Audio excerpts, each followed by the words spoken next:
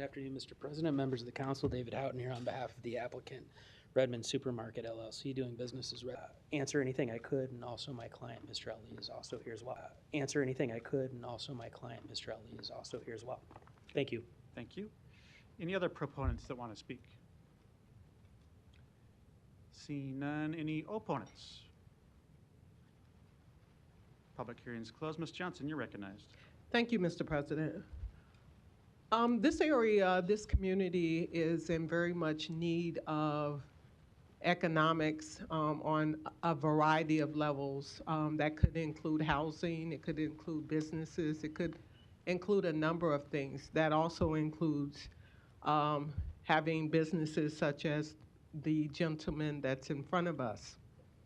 However, the community is very much against additional liquor licensing in the city of Omaha, North Omaha, more affectionately, because there is a grocery store nearby, and this area is a very poor area, and we're concerned about the opportunity to always have liquor license available to us, as opposed to having meaningful businesses such as car washes, entertainment, all of these things that also make a community thrive. We're lacking those things in this particular community. But unfortunately, the powers that be only gives us the opportunity to have liquor license at a resounding voice. And that's somewhat concerning. And so my constituents are constantly supporting the idea that, yes, we do want to see more businesses, but we'd like to see other things other than a liquor license. And for that reason, I won't be supporting that. Thank you. Thank you. Ms. Melton, you're recognized. Oh, thank you. Mr. Houghton, can you come back up? And while you're on your way up, I just want to note that they already have a liquor license and they've been in business. So we aren't approving a new liquor license. Even if we denied this today, they get to keep the liquor license they have and they will still be continuing to sell alcohol. Is that correct? That's correct. They have a Class B license right now, which allows them to sell beer, but not wine or liquor. They would stipulate to selling no shooters. So we understand that that's sometimes a concern in the North Omaha community. But I could go through the litany of things that he sells as a convenience store, including milk, eggs, butter, bacon, eggs, fruits and vegetables, all things the community needs. But unfortunately, to remain competitive, you have to have the ability to sell everything that the guy down the street or 2 blocks away sells. And in this case, there are plenty of competitors. There are corporations, large corporations, out-of-state corporations that have been awarded these liquor licenses. And right now we have an owner that's in our community that wants to remain competitive, and that's why it's asking for the upgrade. Sure. Yeah, and I thought it was important to note we aren't passing a new liquor license. This is just allowing him to sell more than beer. If we deny it today, he can still continue to sell beer. He still continues to have a liquor license. That's correct. Okay.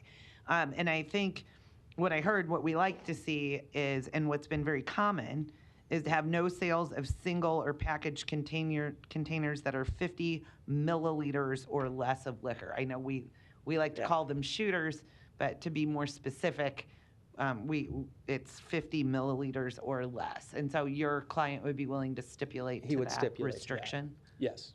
Okay. I think that would be better so that we're not selling the little shooters. We really don't want these stores to be refrigerators for the neighborhood. Sure. But I understand he already has the liquor license. Mm-hmm. Also, I think it's important that we don't have a place that actually sells milk, bread.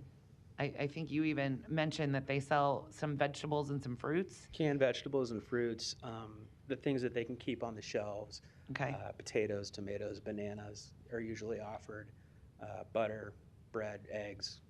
And I think that's have in a convenience store. With the food desert that we have, I think on the eastern side of our town, I think it's important that we also make sure that stores that do offer the food that they can afford to stay open. Mm-hmm. And I know with the inflationary rates, and the cost of food, I'm sure those profit margins are so small, may not be enough. So I think with those restrictions, I would be satisfied with that. So I know there's some others that may want to talk. I would like to make a motion to amend this to restrict the sales, no sales of single or package containers, 50 milliliters or less of liquor. I'll make. Okay. There's a motion and a second to approve with those restrictions. Mr. Hug, you're recognized. Good afternoon. Are your clients here? Yeah, Mr. Ali is here today. Could they come down? I mean, you've kind of touched on the other items they stock, but I'd like him to amplify a little more. Okay.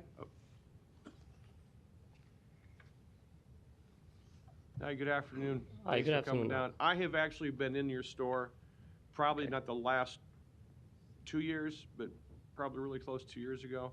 Okay. So I got a good idea of what's on your shelves, or what was on your shelves 2 years ago. Your attorney has made some comments, but could you go into detail and tell us, other than alcohol and beer, what's on your shelves? Sure. We sell like all type of groceries. We have perishables, like you mentioned, eggs, cheese, and milk. All dairy product. We have about I think an 8-door freezer that carries a whole variety of frozen food, and we do have a small sample of fruits and vegetables, stuff that we could keep that sells right away. Okay. But we do have soap, about 3, toilet 4 paper, aisles of- just soap.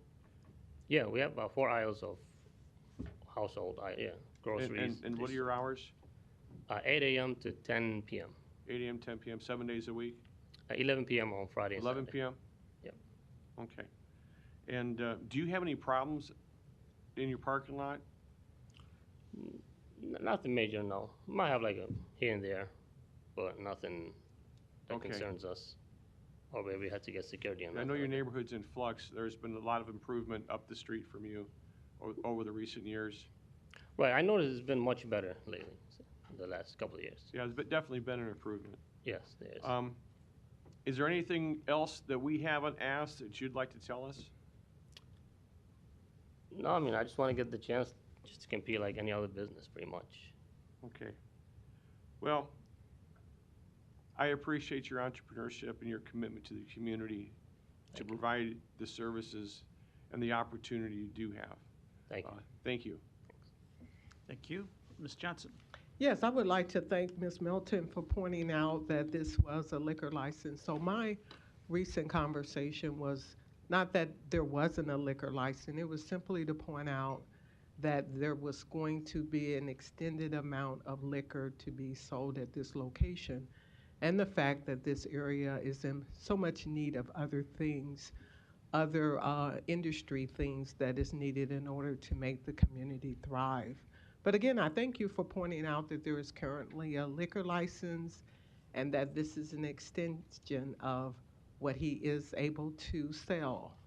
I also would like to share or remind this body that just under 2 years ago, this was brought to us, and this liquor license was recommended not to go any further. I don't see that much has changed regarding those terms, those conditions in which we decided not to support it. Nothing much has changed in this community, and the sentiments regarding how or what this perceived is being perceived in this community has changed as it relates to the community. The community is not here today because they feel as though that they wouldn't be supported by this body. So there would be no point in coming.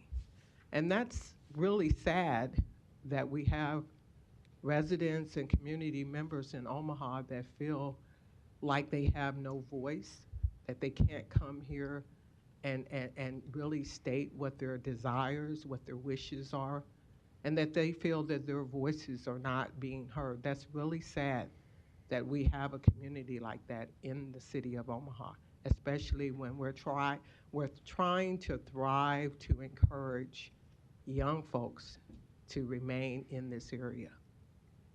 Thank you. Thank you. Mr. Bagley. Thanks, Mr. President. David, a couple quick questions for you. Of course.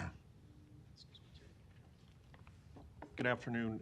If I recall correctly, was it maybe on or about in June of 2023 when they got the original license? I believe that's correct, yes. Have they had any issues with 911 or getting cited for any selling to minors or any other infractions or violations with the Omaha Police Department? No violations insofar as I'm aware.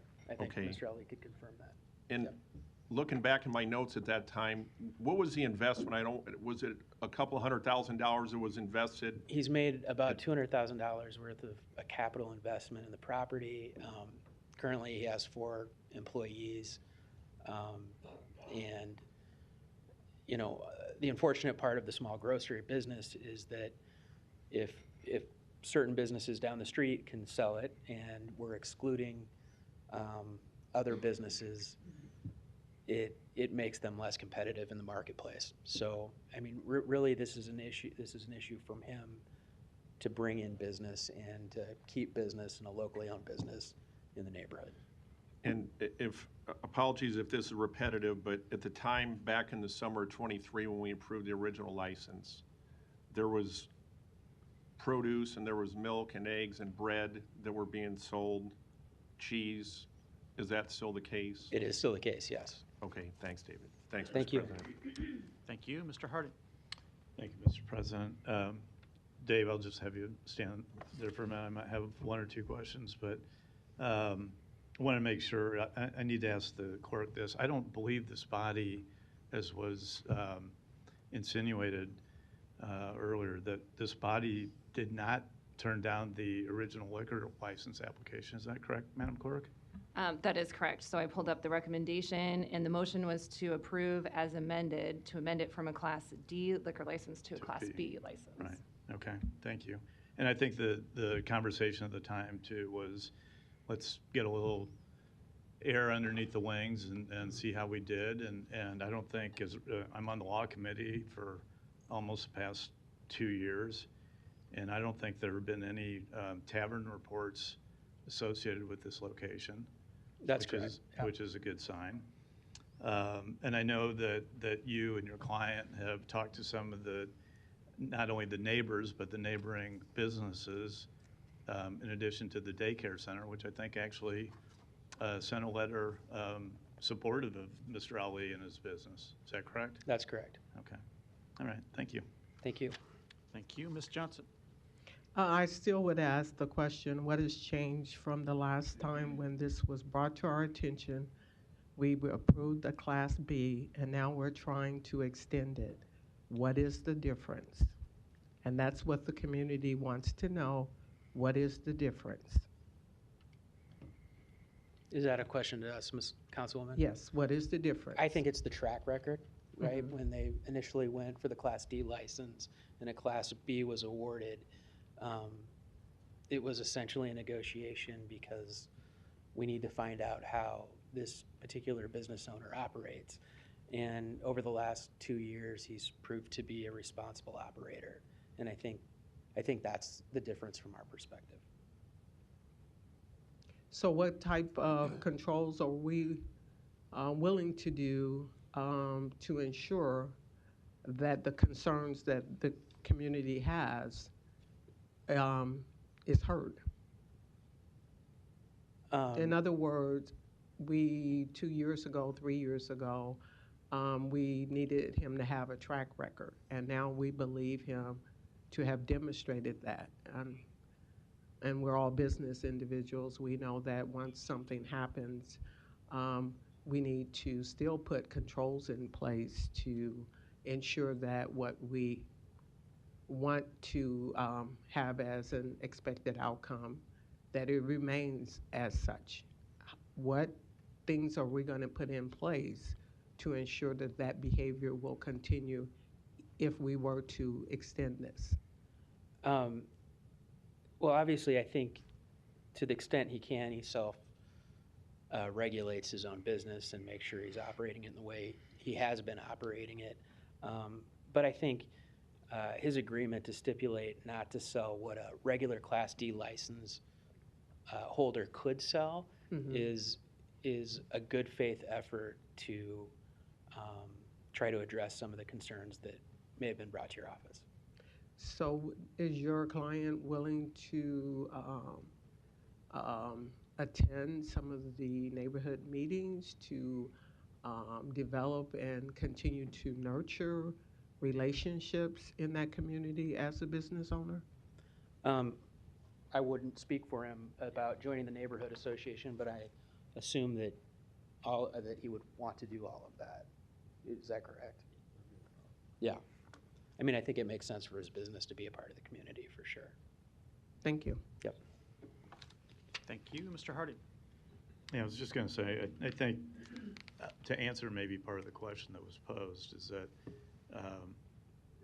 if the operator does not operate within the norms of what the rules and regulations, his liquor license would be taken away. So I don't think we go into each and every situation assuming the worst possible outcome. We want to give every opportunity. He's got a proven track record. Give him the opportunity.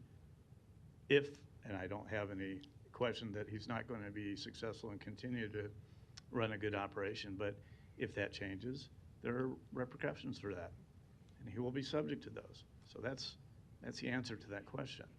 And again, in talking about, and I'm sure I'm guilty of this too, but to generalize the community, I just brought up an example of, the neighboring daycare center sending a letter of support for this man and his business. So they're a part of the community. So I don't necessarily think we can generalize to say the community as a whole doesn't want this, because I think there are some in the community that do want this.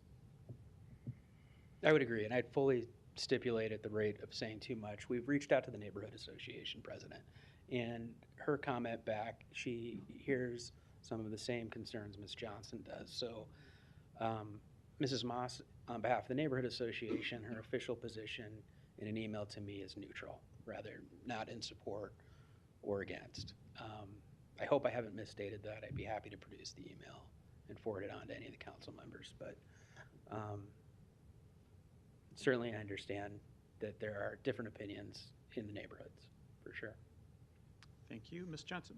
I would then only ask that we submit this letter of support to the agenda or to the journal for public information. The be letter included. from the daycare?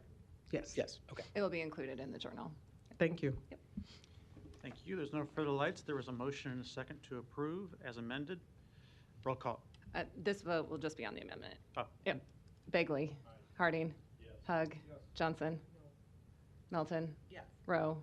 Mr. President. Yes. Motion passed 6-1. There's a motion to approve and a second as amended. Roll call. Bagley. Harding. Hug. Johnson. Melton. Rowe. Mr. President. Yes. Motion passed 6-1. Item 10, an ordinance to rezone property located at 7105 Military Avenue from GC District to CC District. Planning Board and Planning Department recommend approval. Public hearing and vote on number 10 is today. Proponents, please. Joe Detlefs with TD2, 10836 Old Mill Road, here to answer any questions. Thank you. Any other proponents today? Seeing none, any opponents? Public hearing's closed. Joe, just a quick question for you. This is in my district, I think just to the west of Tiger Tom's on Military Ave, right? Correct. And there's 2 vacant lots right there that you're combining, or what's the plan for what we're doing here? Yes, so once it gets rezoned, the plan is to, it'll still be 2 lots, but it'll be arranged differently. And then on the northern lot, a Pizza Hut, and then the south lot, there's no user yet, but we're anticipating like a coffee shop or some sort of drive-through. Okay. New construction or renovation or? New construction. Uh-huh. Okay. And what do you figure your timeline is? Not sure. Okay. Next year, maybe. Okay. Thank you. Mr. Hug, you're recognized. Pizza Hut, Yes. is it going to be a sit-in, dine-in Pizza Hut? Yes, I think there'll be limited seating, but there'll be, it's not like a pickup or Yeah, I miss carryout my spot. neighborhood Pizza Hut. Yeah. right, Reading a thank you. Rainbow program and Is there a motion? Move the approval. I'll second. Roll call. Bagley. Harding. Hug. Johnson. Milton. Rowe. Mr. President. Yes. thank Motion you. passed 7 to Thanks. 0. Items 11 and 12 can be considered together for property located northwest of Skyline Drive and Stanford Street. Planning Board and Planning Department recommend approval. Items 11 and 12 are ordinances to rezone this property from DR District and R4 District to DR District and R4 District. Public hearing and vote on items 11 and 12 are today. Proponents, please. Seeing none, any opponents? Public hearing's closed.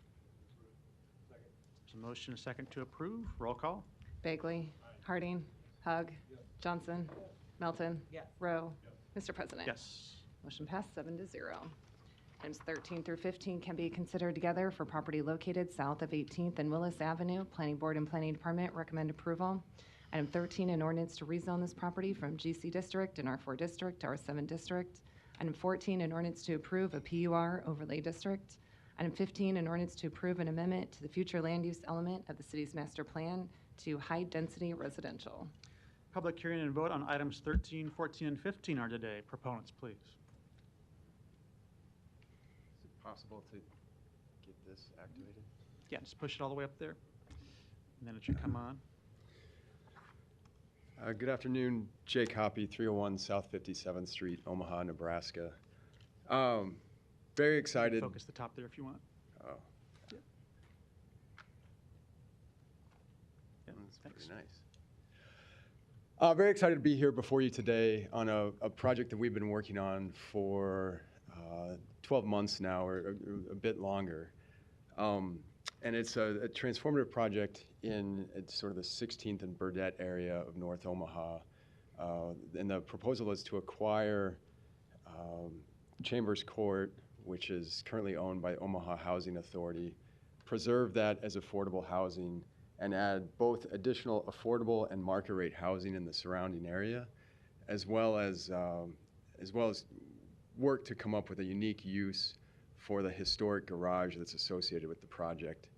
So it's kind of before you today. We'll walk through both a little bit about process, because I think that's worth commenting on, and then the near-term development that'll take place in stages, just so you have the entirety of the context.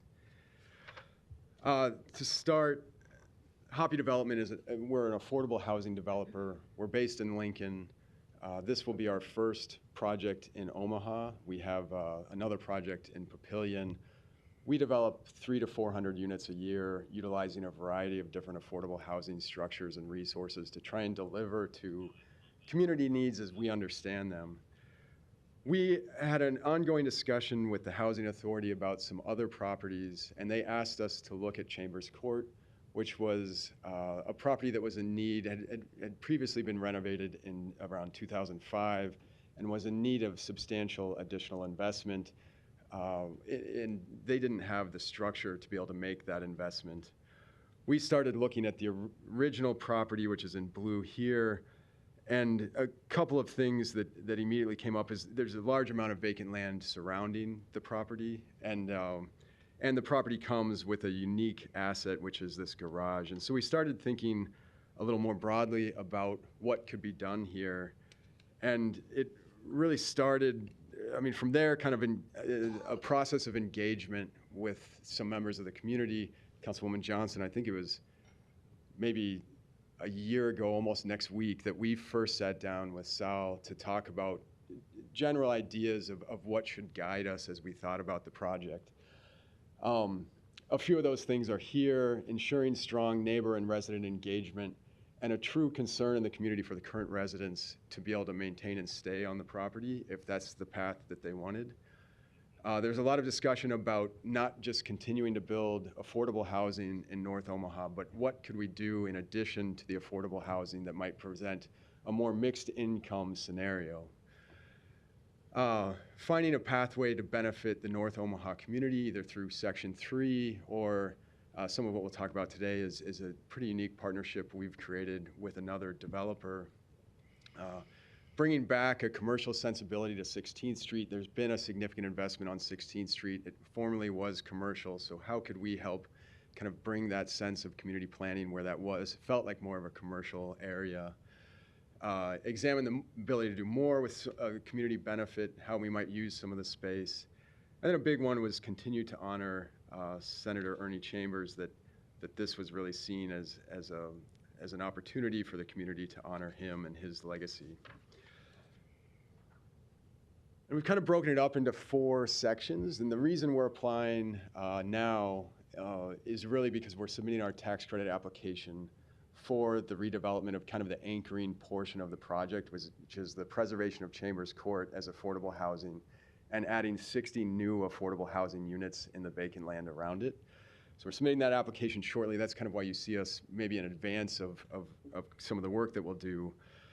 But we also have the 18th Street, the west side of 18th Street, which we're holding and will continue to hold for the purpose of doing a market rate development, so that when all told, we'll have about 200 units of housing between the affordable and the market rate in really kind of a mixed income scenario. We're also entitling today 1628 Burdette Street. That is not a project that we are going to do. It's a project that Don Curry, who's another developer who's focused a lot of efforts on North Omaha, he's going to take that forward.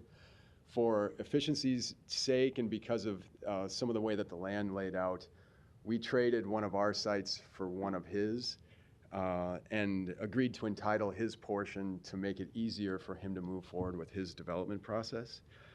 And then lastly, we'll retain the historic garage, and we're looking to renovate that into a community amenity space.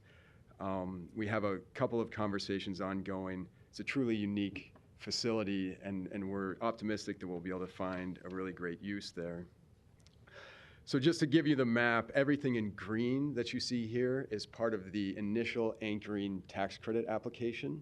So that, again, is 130 units, all affordable through the low-income housing tax credit program. The blue is the area that we are retaining for a market rate portion to go alongside that. The dark blue, the light blue is the lot that Mr. Curry will move forward with, and then the yellow is what's currently being used, or the historic garage is currently being used just as well, really a parking garage for Omaha Housing Authority, but we hope to find a use and renovate for a broader, better purpose. We have a few folks who really partnered with us after the initial conversations around some of the aspirations that this development should have and try and adhere to. We did a much more targeted discussion with the existing residents and the surrounding residents in the 2 or 3 block area. So we had a couple of community meetings supported by neighborhood canvassing, really to collect the feedback of the folks who live there to help set priorities and aspirations of the development specifically to Chambers Court, basically asking them, what is it that we should invest in here if we're going to try and transform this? I apologize that you can't read it very well. There is a big focus on safety and access. There's a lot of people who are moving through the property now who don't live there. There are laundry rooms in the basement. We intend to address all of those issues and be able to focus a little bit more on security. Accessibility, it's a beautiful historic set of buildings. They are not handicap accessible, so it's a challenge for a lot of the residents. In the new construction that we're putting in, we will address that. Transportation, playground, and that sense of commercial sensibility were all also things that were brought up and that we intend to address. And I have some of the team members who focused on some of this input gathering who join me here today. So again, just because this is the most near term of the set of actions that we're going to take is the Chambers Court redevelopment. It's going to be 131 units in totality between 70 original and 61 new, 1 to 4 bedrooms. An additional benefit of the buildings itself is that they're much larger, 3 and 4 bedrooms than typically are done in affordable housing today. So it serves a unique need in the community that needs to be preserved. We're utilizing historic tax credits, and it's in a historic easement area. So the original buildings will maintain that existing look and feel.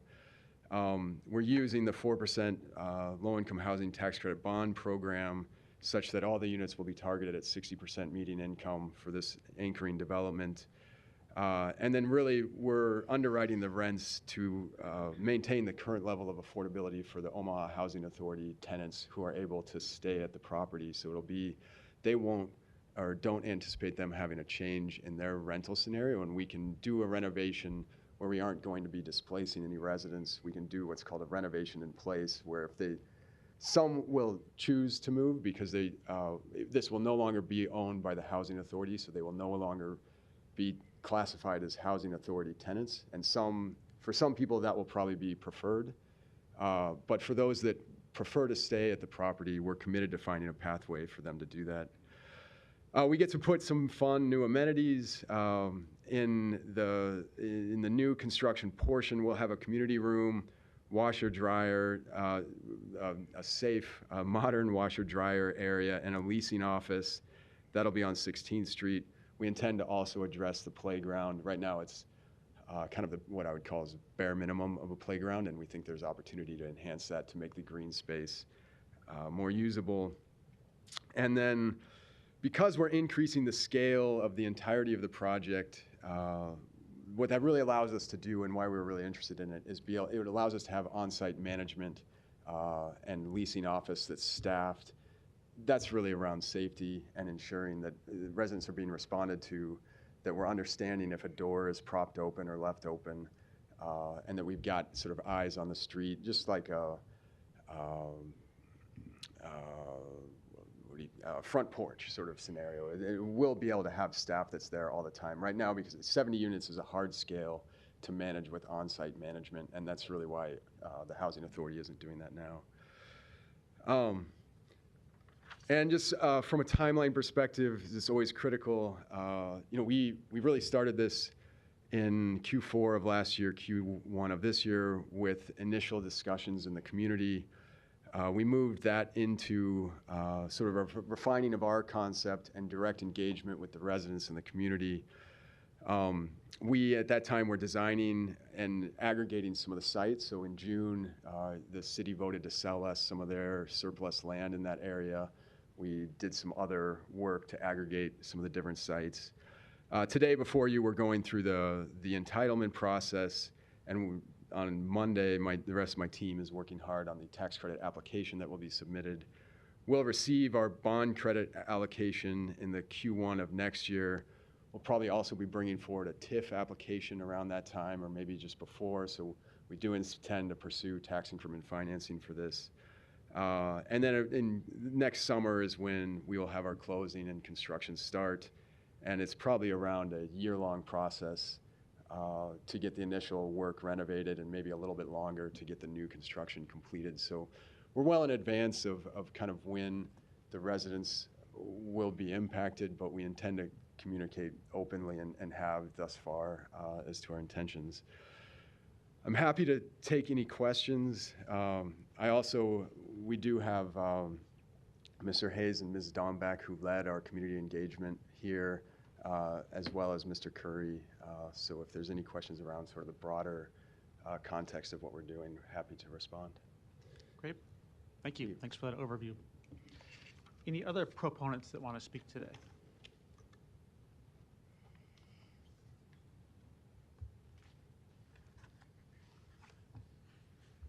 Hello, everyone. Happy holiday.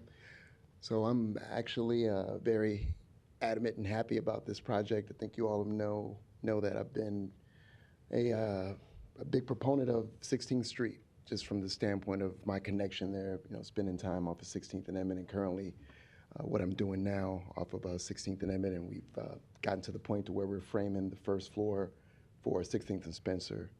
And then our third development would be 16th and Wirt, and the 16th and Burdette was going to be our fourth. So I guess I pretty much purchased at the right area in reference to the Burdette corridor. And I'll end with this. I mean, you know, again, I've been a big proponent of 16th Street just from the standpoint of if we were in Chicago or New York, and you were able to walk out of your front door and see the skyline of the city, it's prime real estate. And I really do believe that 16th Street corridor is going to pretty much be a nice area that we can really see some mixed income development taking place in over the next years. Thanks. And Don, just your name and address for the Oh, record, yeah, please. sorry. Don Curry. Address is 3324 North 16th Street, Talented 10th Group Development. Great. Thanks. Thank you. Any other proponents that want to speak?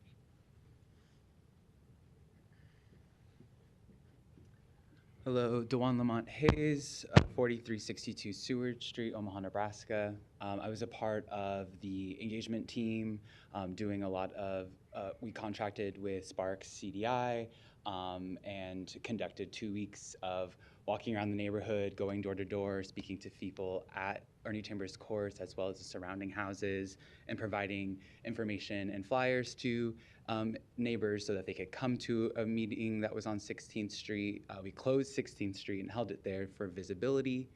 And we were able to hear directly from residents what their concerns were. A lot of it doing in regards to safety, especially spaces and access for children, and then transit safety as well, which Metro Next and several other transportation studies that we have do indicate that 16th Street is slated for improvements there. And so, I really appreciate Hoppy Development Group and this team and Don for really focusing on the affordability aspect of this and leading a way in community engagement and transparency. We have not seen this level of transparency with a developer in Omaha, to my knowledge or degree. So, and the commitment to continue to provide digital correspondence, a landing page on the website, several different opportunities for the neighbors to be present. And many had never had any engagement with Omaha Housing Authority. And so we were able to host that for them to actually field questions and be able to direct their complaints directly to an OHA representative. So, I would say continue to hold developers to this degree of transparency and accountability. And if you see this precedent here, continue to ask for this level of engagement because this is what we need to actually ensure that we have affordable, sustainable housing here in Omaha. So, thank you. Thank you. Any other proponents today?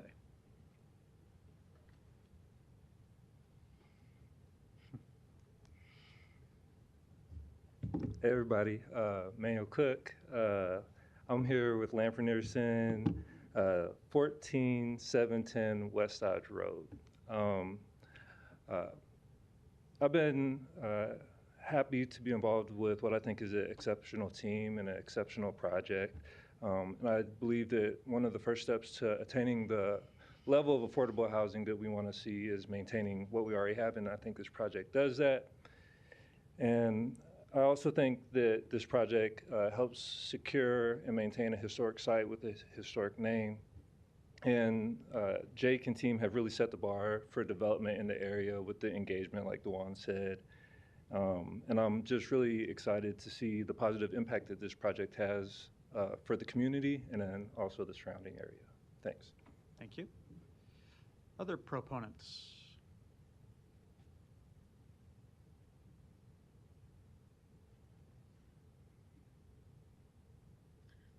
Hello, my name is Clarice Dombeck, 901 Farnham Street. I was a part of the team that led the community outreach and engagement for this project. And even more than that, I grew up in North Omaha on 16th and Emmett, so right down the street. And never in my lifetime did I imagine or have even the opportunity to see a project like this come to my neighborhood. And I am super impressed with developers like Don Curry and like Hoppy Development with the level of intention and care that they put into these projects. And when I heard about it and I had the opportunity to be involved, I was excited for those reasons. I was also excited to be able to be a part of this development, even if it is in a small way.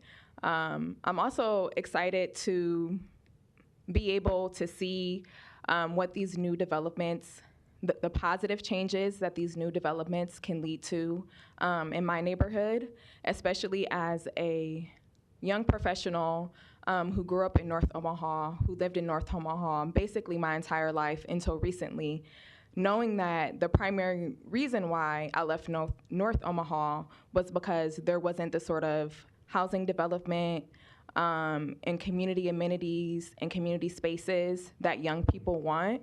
So if we want young people to stay in North Omaha, if we want to have a diverse community with people coming from different professions and backgrounds, we need to have a diversity of housing type, a diversity of income, and I think those are some things that this project will bring, and I look forward to seeing it completed. Thank you. Congratulations on your recent election to the Metro Transit Board. Any other proponents?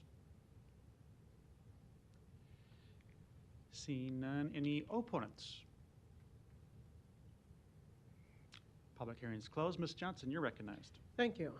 First, I'd like to thank all of the individuals that came up and spoke in favor of this. Your words were very rewarding and refreshing because those are the things that I've seen through this development and the conversations that I've had in discussions with Jake. Looking forward to this excitement continuing. I understand that it will be about a year before we see this become a reality. But I also want to say thanks to Jake for the placing such value of retaining the legacy of Senator Chambers.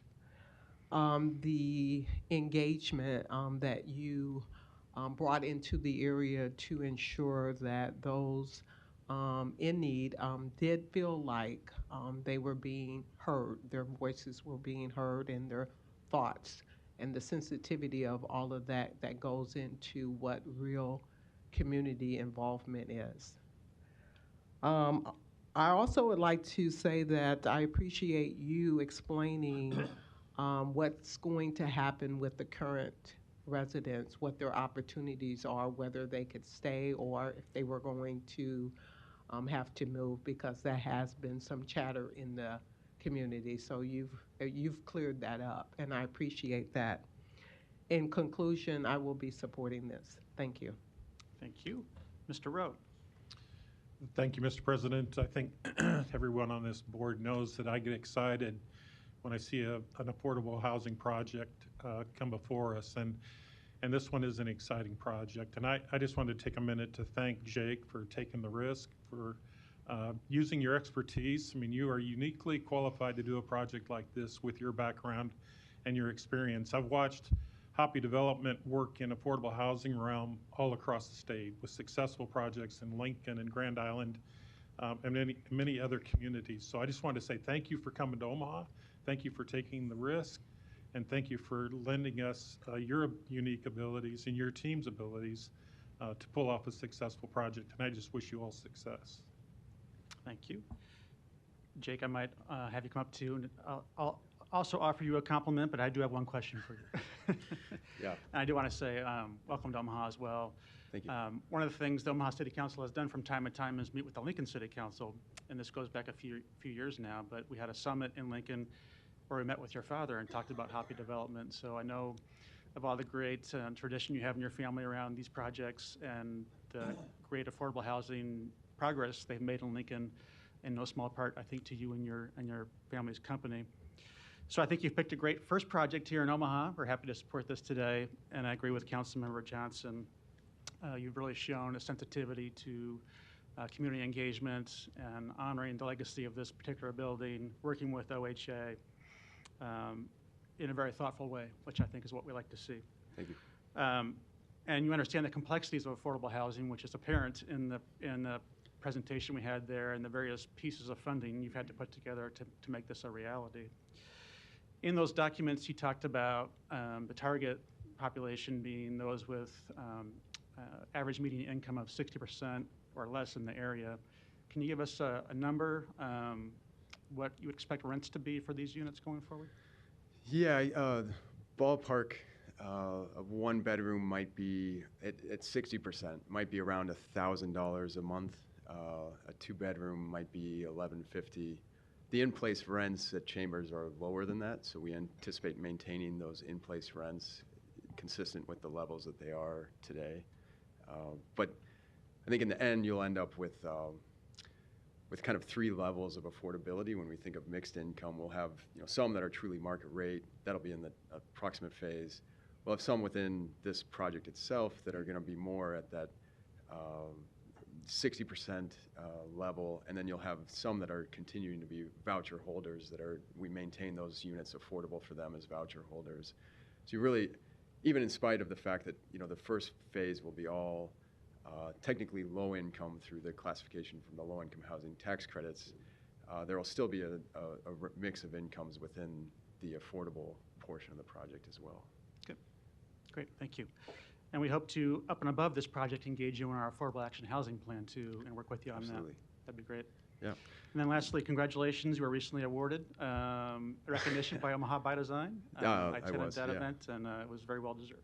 Well, I followed some great footsteps of Mr. Cook over there and some others in the community. So I really appreciate the opportunity to kind of welcome us here. And it is a really cool project. We were super excited to kind of get to steward what we consider a significant legacy, both in the project itself and in the North Omaha community. And we look forward to bringing it to life. Great. Thank you.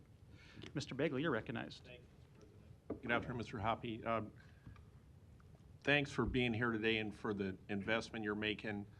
I'm just curious, I think I know the answer, but the experience that Hoppy Development has in Lincoln and bringing that skill set and expertise to Omaha, LIHTC, getting that process, is that pretty difficult to navigate? Is that fair to say? Because I've talked to other developers on the complexities of that. It's a very specific set of knowledge that I wish didn't have to be so specific and that more developers felt comfortable utilizing, but unfortunately the way it's turned out, it is a unique skill set, I think. One organizes themselves as a development firm uniquely around the ability to execute on the tax credit housing. And I know in my time on the council, I just haven't heard that from one developer. It's been several. Yeah. So I applaud you for what you bring to the table for the community, and specifically the old Chambers Court location in North Omaha. That's just evident by the presentation you made here today, and knowing you're standing in the community, I think that's going to be great, and I'm glad to support this, and thanks again for your team for engaging this. Thanks. Thank you very much. Thank you. Mr. Hug. I was going to make some smart remark about Rick Hoppy, but I won't. Not a relation. Yeah, I know. But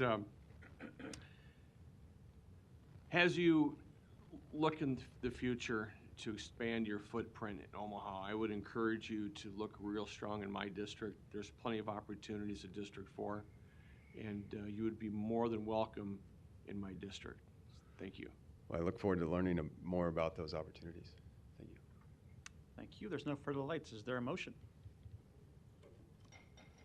There's a motion, a second to approve. Roll call. Bagley. Harding. Hug. Johnson. Melton. Rowe. Mr. President. Yes. Motion passed 7-0. Thanks for your testimony. Items 16 and 17 can be considered together for property located at 3030 L Street. Planning Board and Planning Department recommend approval. Item 16, a resolution to approve a special use permit to allow a daycare in the HI district. Item 17, an ordinance to amend the boundaries of the MCC overlay district to incorporate this property into that district.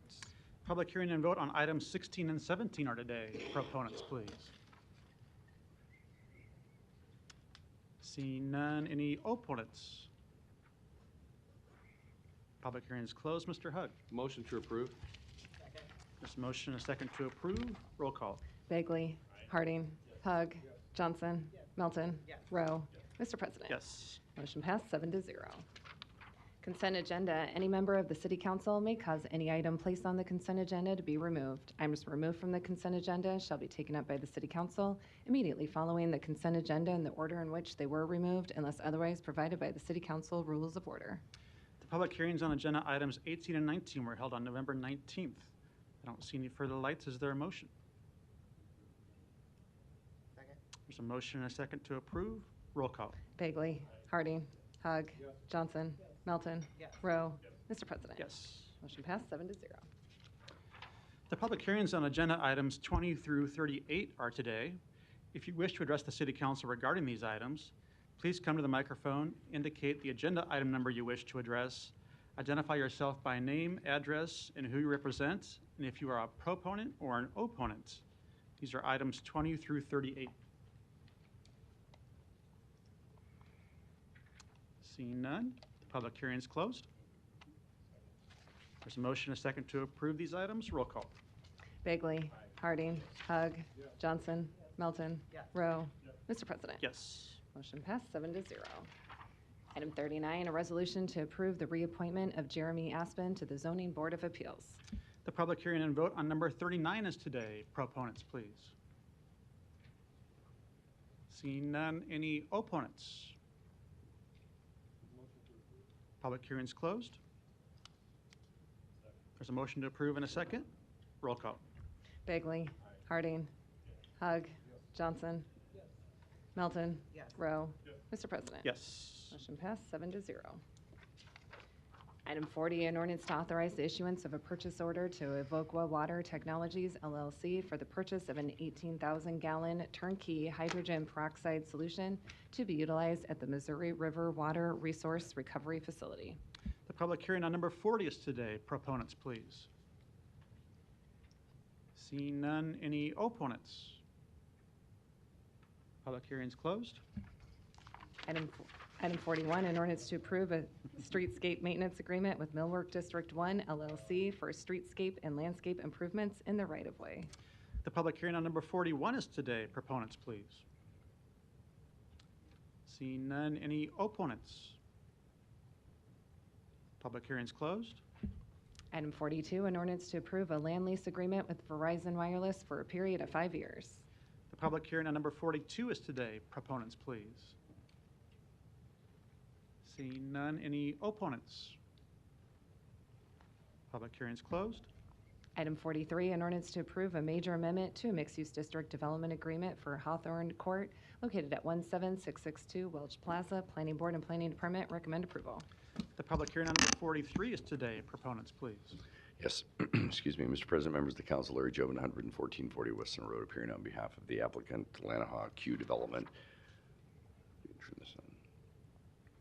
This is just a major amendment to the mixed-use development agreement. This is an existing shopping center on the northeast corner of 180th and Q Street. The proposed amendment affects this particular property right here, which is the last undeveloped lot in a long-standing shopping center. It's a 9,000 multi-tenant bay building that they're proposing to construct.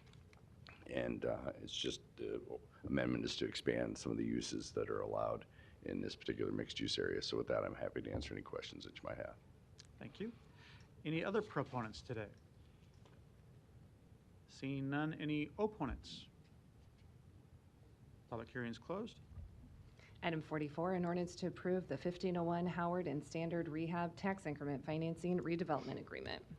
Public hearing on number 44 is today. Proponents, please. Yeah, Don Seaton, City Planning, here to answer any questions you have.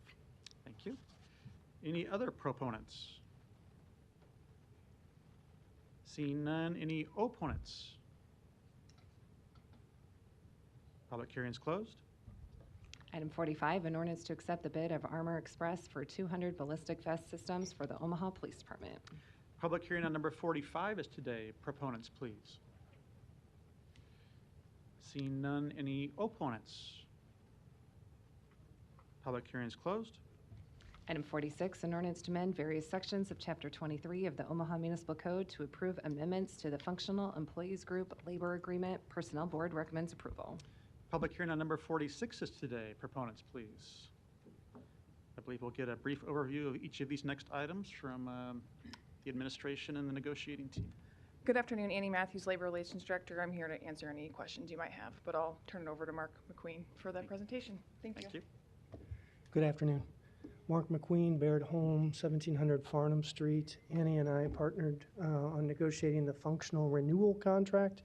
Pretty simple. There's a couple creative elements that are noteworthy. The intent going into these negotiations was just to focus on a one-year deal in order to get the functional bargaining unit on the same contract renewal schedule as the other civilian bargaining units. They haven't been for a few years, so we wanted a one-year deal. For wages, we proposed and the functional group accepted a 2% wage increase for this one-year deal. That's consistent with the other civilian groups, and that's why we targeted that amount. Where we did something a little bit unusual is in the health savings account portion of the medical insurance benefit in this unit. We proposed to increase in 2025 that health savings account contribution from the city to each of the employees' individual accounts, $100 increase for those enrolled in single coverage, and $200 for those enrolled in non-single coverage. The idea there, we're trying to keep up with the federal standards for minimum deductibles required or authorized under those federal regulations.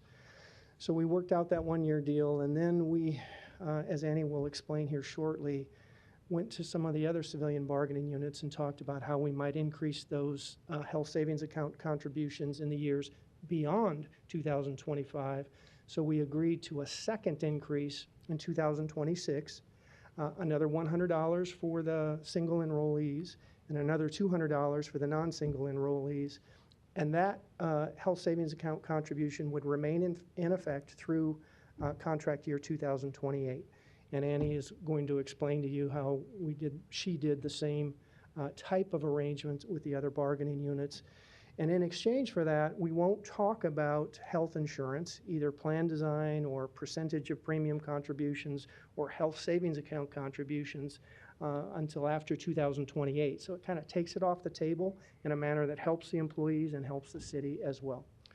The only thing that I haven't mentioned so far is we adjusted the longevity pay benefit for the functional group so that it matched the AEC and the SIMTEP group, which has been in place since 2022. So we made that offer retroactive for those employees who are still currently employed and who were employed since 2022. So that's the deal. The negotiations were collaborative, quick, very effective. The union president, Michael Maxson, as always, was very professional and very collaborative in his interaction with us. And I think he's joining us via Zoom today. He couldn't be here in person, but just respectfully asking for your support for this renewal agreement. Okay, thank you. Any other proponents that want to speak today? Seeing none, any opponents? Public hearing's closed. I don't see any lights. Next item, please. Item 47, an ordinance to amend sections 23-402 and 23-403 of the Omaha Municipal Code to approve amendments to the SIMTEC labor agreement. Personnel Board recommends approval. Public hearing on number 47 is today. Proponents, please. Good afternoon, Annie Matthews, Labor Relations Director with the city. Mr. McQueen just provided you with a pretty good summary of what these healthcare changes are in this amendment to the SIMTEC labor agreement. And it'll also apply to our AEC employees. As you might know, that's a non-unionized group, but they typically historically have seen the same benefits that our SIMTEC employees do receive. I don't want to be entirely repetitive, but just to summarize, you will see a 2025 increase to the HSA contributions. So a $100 increase for the single coverage, $200 increase for our single plus one and family coverage. You will see that in 2025. In 2026, there will be another increase, and that amount will be locked in for 2027 and 2028. Along with that, you'll see some amended language being proposed that will freeze the premium amount that the employees will be responsible for through 2028, along with freezing the plan design. So what is covered under the plan is not going to change for the employees through 2028. The trade-off here being that the increase in the city's contribution in 2025 and again in 2026, it'll work to aid in the raising cost of healthcare for our employees. But through freezing that contribution amount through 2028, the city's provided some certainty as to what those HSA contribution costs will be. And so lastly, there's some cleanup language, if you will, based on how the city determines what the deductible will be for single plus one and family amount each year as determined by the IRS. They set that amount at the beginning of each year. And so there's some language in there that clarifies that moving forward so we don't have that same dispute. But we would ask for your approval. Okay. Thank you. Any other proponents on number 47? Seeing none, any opponents? Public hearing is closed. Next item. Item 48, an ordinance to approve an amendment to the Local 251 collective bargaining agreement. Public hearing on number 48 is today. Proponents, please. Good afternoon, Annie Matthews, Labor Relations Director. Again, these are the same changes that I just described for Simtech and AEC, and then functional, just for our Local 251 employees. The effort here is to keep all of our civilian bargaining groups on the same plan, seeing those same healthcare benefits. So, same provisions, same changes. Happy to answer any questions. Thank you. Thank you for those summaries. Any other proponents that want to speak? Seeing none, any opponents? Public hearing is closed. Next is non-action items. Mr. Harding, you're recognized. Thank you, Mr. President. On our non-action items, agenda item number 62, which is the Climate Action and Resiliency Plan, which is scheduled for public hearing and vote on our December 10th meeting. I think that's important enough that I'd like to have the public hearing on December 12th and then have the vote on the 17th, therefore giving both the public and us the opportunity to listen to the testimony, see if there are any amendments or any alterations that might be made to the document. And rather than do floor amendments, I thought that that would probably be in the best interest to get the best product of what we've been working on for a long time now. So I guess I would propose that then as an amendment to item 62, which would be to have the public hearing on December 10th, 2024, and then the vote would be on December 17th, 2024. Yeah, that was the motion. Okay, there's a motion and a second. I don't see any further lights. Roll call. Bagley. Harding. Yes. Hug. Johnson. Melton. Yes. Rowe. Mr. President. Yes. Motion passed 7-0. Items 49 through 77 do not require a public hearing or city council consideration at this meeting, but will be placed on a future agenda for public hearing and or vote. The reason for non-action is noted after the item on the agenda, as well as the date the item is expected to appear on agenda for consideration. Is there a motion to adjourn? Motion and a second. Roll call. Bagley. Harding. Hug. Johnson. Melton. Rowe. Mr. President. Yes. Motion passed 7-0. Meeting is adjourned at 3:11. Thank you.